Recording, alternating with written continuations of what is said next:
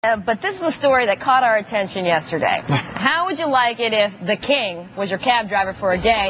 Now Elvis can be your cabbie under Seattle's new taxi driver code. Yeah, the city council voted to allow drivers like David Groh to sport rhinestone capes, blue suede shoes, or whatever other appropriate costumes they wish. And there you can see it front and center. David is known as Cab Elvis. He joins us now live. Thank you very much. Hey, David. Good morning, Randy and Allison. Good morning. When did you decide to start to dress up like the king? Well, the first time I did it was Halloween of 1999. I did it again in the Halloween of 2000, driving the cab over the Halloween weekend, having a great time. Passengers loved it.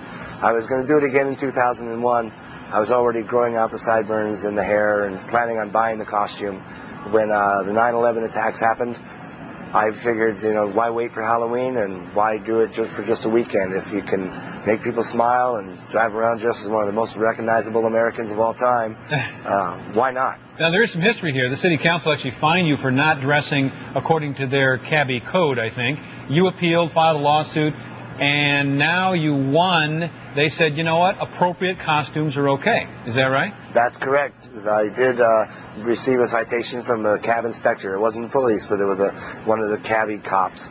And I got a citation for being out of uniform. I was wearing the red Elvis jumpsuit. And well, see, that's why. Yeah. No, this one's actually the one I wear that's legal. I've got on the black pants. I've got on the blue shirt. This is the compliant costume. Now, how do your customers react when they see you? You pull up, hey, I want to go to the Space Needle. Oh, who are you?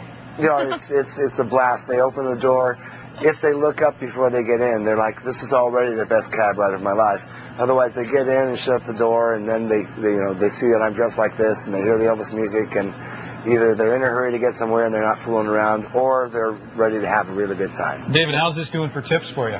Oh, it's taking care of business, baby. I suspected it would. Has anybody just bailed and not gotten in your cab and said, I'm not getting with this guy? Yes, I've had a couple of people. I walk into the bar to pick them up, and they're like, I ain't getting in the cab with you in that costume. And I stand there and say, well, I'm not taking it off to get you in the cab. So, that would actually be against the code, I think. Yeah, you got it, exactly. You're a bit of a Renaissance man from your website. You are a reverend as well. Tell us about that.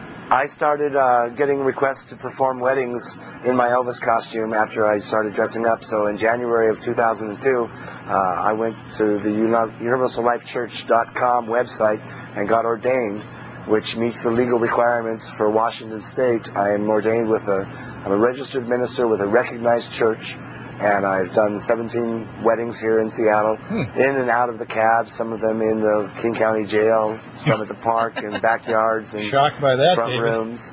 It's jailhouse weddings. Oh, yeah, there's a market there. Yeah, do you perform at the wedding? You can actually perform the wedding and perform at the wedding as Elvis. If I could sing like Elvis, I would lose the taxi in a heartbeat.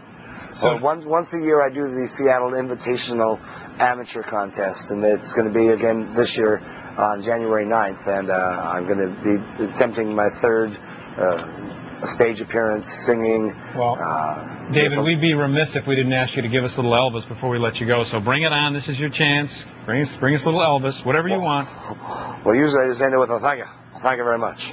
That's not too bad. David Groh, thank you very much for sharing your story with us this morning. That made me smile. That was very good.